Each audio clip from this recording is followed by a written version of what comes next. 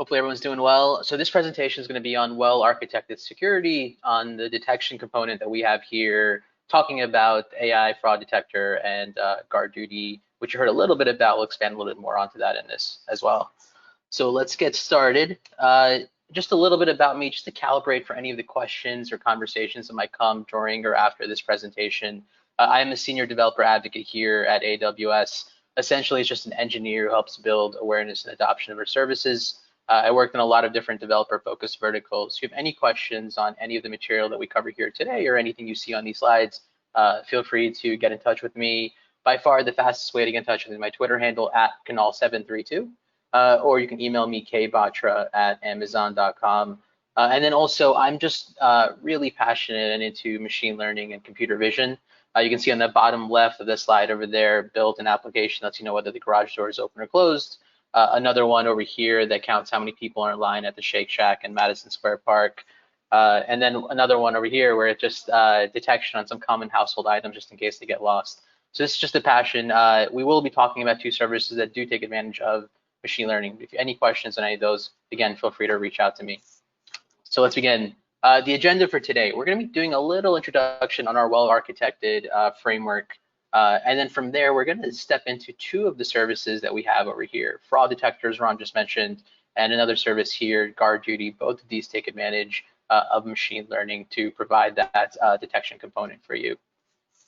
So when it comes to the well-architected framework, some links to begin with over here. You can see top some links to access the well-architected framework. That third link over here is the well-architected labs, where you can run through some labs showcasing the framework as well. So the framework essentially helps you understand the pros and cons of the decisions you make while building systems on AWS. It showcases architectural best practices for designing and operating a lot of the components you see here on this slide. And this actually started off when our customer-facing teams were having conversations with our builders and them trying to architect in the best way on the cloud. We started having these conversations and we wanted an ability where we can take all of these best practices that we were learning and put it in a central place. So in 2012, this started off with just the well-architected framework being for our internal teams who had those external-facing conversations. It wasn't actually until 2015 that this opened up as a white paper that was available to all our customers at large. And every year since then, we use a framework where we go through this process where we collect data about what's worked for our customers, what could be improved to provide clarity, and what should be added or removed. And every year we keep updating our well-architected framework for those best practices. So it provides a way for our customers to consistently measure their architectures against best practices, identify areas for improvement, giving our customers the ability to build and deploy faster, lower, mitigate risks, make informed decisions, and learn AWS best practices. So we also have the well-architected tool. This is a tool in the console that you can take advantage of as well, where you can look at your current workloads and see if they are well architected based on the tool as well. So there's 7 design principles for security in the cloud. We have implement a strong identity foundation. So this is just highlighting the idea of implementing with the principle of least privilege and enforcing that separation of duties. We have enable traceability, the ability to monitor, alert, audit actions, and changes to your environment in real time. Apply security at all layers. The idea here is to think about different aspects of your application. The edge of network, load balancing, every instance and computing service, the operating system, application, and code. We automate security best practices, which includes creating secure architectures that are defined and managed as code in version control templates. Protect data in transit and at rest, which is self-explanatory there, and then also keep people away from data. Essentially use mechanisms and tools to reduce or eliminate the need for direct access or manual processing of data. And then prepare for security events. So basically be ready by having an incident management and investigation policy and processes for when such an event occurs. So inside of those, we have 5 security components here: identity and access management, detection, info protection, data protection, incident response, and we have tools inside AWS that align to all of these different security components. So in this presentation over here, we're going to be diving deeper into two of these, guard duty as well as fraud detector. And we're going to start off with fraud detector here.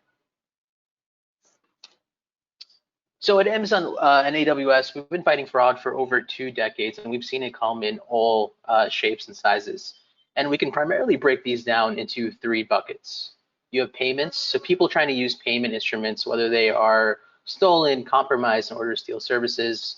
You have account takeovers, so bad actors trying to take control of legitimate accounts, and then you have abuse. Excuse me. So an example of that at AWS, we are a post-pay service. So this means that when you get an account, you give us some form of payment, and then you start using the service. And you typically pay at the end of the month. This means that we can't do an auth hold on your credit cards if information is incorrect. This can lead to misuse. So it's important for us to manage these losses. And we've also seen a lot of the same problems that we've had with fraud our customers have gone through as well, whether they are in banks, in hospitality, or even online. So this ends up being a really difficult problem for our customers to solve. Tens of billions of dollars are lost to fraud. Online businesses are especially prone to attacks from these bad actors, and they're constantly changing their tactics. So a lot of our customers are turning into fraud detection tools to reduce the cost of fraud on their businesses. However, many of these fraud teams, they rely on rules, and these rules don't keep up with the changing behavior of bad actors. So this ends up leading to a lot of manual reviews of these rules. In addition, fraud teams often don't have dedicated engineers or data scientists, so they tend to borrow from other teams. And then we also regularly see fraud detection logic embedded in code, and this is not accessible for fraud teams to adjust as easily as they'd like. So here's an example of a rule here that you can see in red. If an IP address location is equal to Japan, customer address country is Japan, and customer phone location is Spain, then set the customer in a separate pool where you go ahead and investigate, right? So now machine learning is a little bit more, it's a little bit less brittle when it comes to looking at rules, right? So it's not rules. So essentially when fraudsters make small tweaks, the model still recognizes them as suspicious. It's unlike anything it's seen from legitimate customers. Machine learning models are not just good at finding the risky patterns, they're also less brittle than rules. So when it comes to applying machine learning, the first thing to realize is that there's 3 different popular types of ML. You have supervised learning, unsupervised learning, and reinforcement learning. When it comes to fraud detector, this is essentially taking advantage of supervised learning. So the idea here is that fraud detector will have a huge data set of different types of transactions, and that data set will be labeled as fraudulent or legitimate. And based on that data set, it'll be able to learn and also make inferences on when new actions come in, whether that's fraudulent or legitimate. But even taking advantage of ML to prevent fraud, again, this is also pretty difficult. Data scientists with ML expertise are hard to find and don't come cheap. So we see a lot of our customers try a one-size-fits-all approach based on general data sets and fraud behaviors. And these tend to have low model accuracies since they aren't specific to your business. Also, oftentimes, engineering the most powerful features and data points for your model training requires additional data feeds from risk data vendors and integrating those APIs. So even if you have a decent idea of the features you'd like to use in your models, transforming that data into those features is not trivial and it's time consuming. And then finally, you have the modeling challenge that comes with detecting fraud, which is essentially that those fraudulent actions, while they are impactful and hurtful to your business, they tend to make up less than 1% of those total interactions, which causes an imbalance when you try to train data sets based on that. So this is some of the reasons why we introduced Amazon Fraud Detector. So essentially, it's a service that makes it easy for businesses to use ML to detect online fraud in real time and at scale. And this is something we'll see in a later presentation today, but essentially I just wanted to kind of showcase how we think about machine learning here at AWS. We essentially look at it into 3 different layers, right? So in the bottom layer, you have tools and services for those advanced machine learning practitioners and data scientists. The top, when you go 1 layer above, these are for developers who have machine learning knowledge. And the top layer here, this is where Fraud Detector plays a part in, and this is our AI services. You don't need to have any machine learning expertise over here. This is essentially just an API that anyone can use. The one thing to note over here with Fraud Detector is anyone can integrate Fraud Detector into their applications, and then the actual fraud teams don't have to be developers. They can take advantage of rules and just create rules based on the insights of the tool, and they can keep modifying it. So once it's integrated into your application, it's not something that has to keep being changed. The service detects common types of online fraud, so new account fraud, online payments fraud, guest checkout fraud, and try before you buy. So Fraud Detector enables you to build high quality fraud detection models using templates without requiring you to have any ML expertise and without writing any code. So basically upload your data, select a template that matches your use case, and the service automatically builds you a customized model. So you can get started in a couple of steps. First, upload your historical fraud data sets to Amazon S3, then select a pre-built fraud detection model template. From there, the service uses your historical data as input to build a custom model. The service then inspects that data and enriches it, looks at things like the IP address and gets associated information from that, like the location, network. It performs feature engineering, so getting that distance from your IP location to the location you say you are. It looks at patterns, so this is data where we have from previous bad actors. We also use this information in our models as well. It selects algorithms, it trains and tunes and hosts your model. And then the fraud teams, they can create rules to either accept, review, or collect more information based on the model predictions. And then finally, calling the API from your online application to receive real-time fraud predictions and take actions based on the configuration detection rules. So essentially, Fraud Detector is taking a lot of that heavy lifting out of your hands and is doing a lot of that behind the scenes for you. So you can see an example over here. You have the customer trying to make a transaction on your website, and then you have information being passed on to your application. Then your application will then send this to Fraud Detector. Fraud Detector will take that, make an inference on that, and say, okay, I'm going to give you a score of 160. And then based on how your fraud team feels, they can say, okay, based on a score of 160, I'll go ahead and approve this transaction. So Fraud Detector will give you a score with in a numerical range, and based on that, your Fraud Detector can take which actions, whether that's approving it, denying it, putting in a separate bucket to investigate that transaction. They have that ability to keep modifying those rules. So pre-built fraud detection model templates are designed by Amazon's fraud detection ML experts. Fraud Detector has an automated machine learning pipeline, so users can create machine learning models using advanced machine learning techniques without needing expertise and without writing any code. So as part of that AutoML pipeline, models are also learning from past attempts that have defrauded Amazon as well. So in addition, customers who have their own fraud detection machine learning models in SageMaker can import them, use them together as part of their fraud detection logic. You also have the ability to review past events and the detection logic applied to them to help you understand how the prediction outcome was arrived at. So an example, we have an example template, online fraud insights. This helps assess risks in situations where you don't have a lot of data. So account registrations, guest checkouts,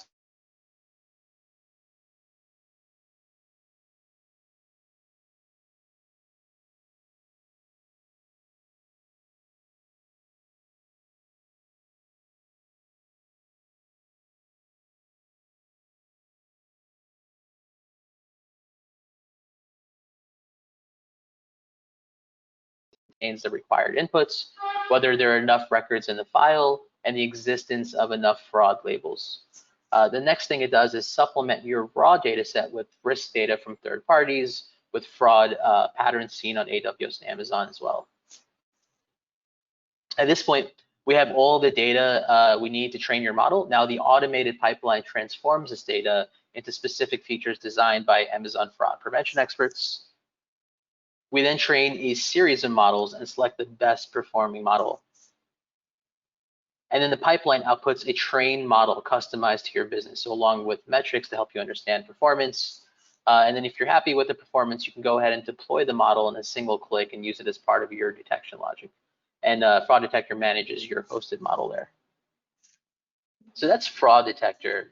The next service here that I want to talk about is Guard Duty. And Guard Duty is another service that you just heard a little bit about from Steve, but it uses machine learning as well. And so Guard Duty, as it says on the slide, it's a managed threat detection service that continuously monitors for malicious or unusual behavior to help you protect your AWS accounts and workloads. The service uses machine learning, anomaly detection, and integrated threat intelligence to identify and prioritize potential threats. So you can see over here, it's taking a look at a couple of different data sources: VPC flow logs, DNS logs, and CloudTrail events. And so VPC flow logs, this gets information similar to NetFlow, information about network communications, IP address, port information, protocols in use, how much data is transferred.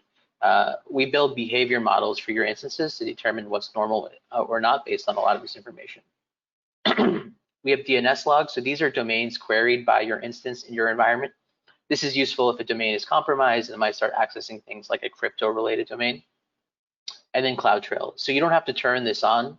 Guard Duty can still access this. So it gives us a history of all of the console logins, API activity in your account, any unusual activity, accessing APIs from locations that are unusual, users trying to perform activities that they don't normally perform. One thing to note here is we don't store any of this data. All that data is streamed to Guard Duty and then we destroy it. We don't keep any of this data as part of the service. The only exception is that if Guard Duty creates a finding, we then go ahead and store that finding for you. So some benefits here. Simplicity is a big one. One-click activation with no architectural or performance impact. It gives you a continuous monitoring. So as you create new instances or VPCs, Guard Duty immediately starts monitoring all of those assets. It's in all commercial regions. It works on both known and unknown threat types. So we look at threat intelligence feeds for known threats and then unknown threats based on monitoring behavior of users and instances in your assets. You can also associate Guard Duty with the master account. So when activated, a master account can see threats of all member accounts, but member accounts will only see findings for just their account. And when we look at different types of threats we can detect, we break this down into known and unknown. So mentioned a little earlier, but we use threat intelligence feeds. So this is basically IPs and domains that are known as harmful actors. We use AWS security intel. This is information that we have, but this is not something that's externalized yet. We have information from our partners, for example, Proofpoint and CrowdStrike and their intelligence feeds. These are consistently and constantly getting updated. And then also our customers have the ability to provide their own threat intelligence. And this is something that is only applied to your account. This lets us detect threats like compromised instances or any accounts that are compromised as well. So now with unknown threats, this is where we take advantage of machine learning to detect anomalous behavior. Unusual ports, unusual API activity, unusual logins. When you enable the Guard Duty service, threat findings start working right away for known threats, but not unknown. So it can take up to 14 days to build a baseline. So the key thing here is don't turn on the service and start doing any unusual activity because one, you won't get a finding for it, and two, that will also be put into the model as normal behavior. So some threat detection classes that we see over here, one, reconnaissance. So any activity suggesting reconnaissance by an attacker, for example, port scanning unusual patterns of failed login attempts, etc. If an instance is compromised, this one's a little bit more obvious. You see things like denial of service attacks, traffic that makes your instance look like it's part of a botnet, or any account compromised activity as well. Activity learned after a baseline is created and looking for unusual behavior.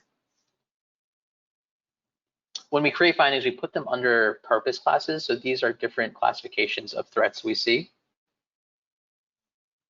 And you can consume all these things in our console, right? So on the right-hand side over here, you can see all the details of the finding itself, the hyperlinks here that can point back to the resource.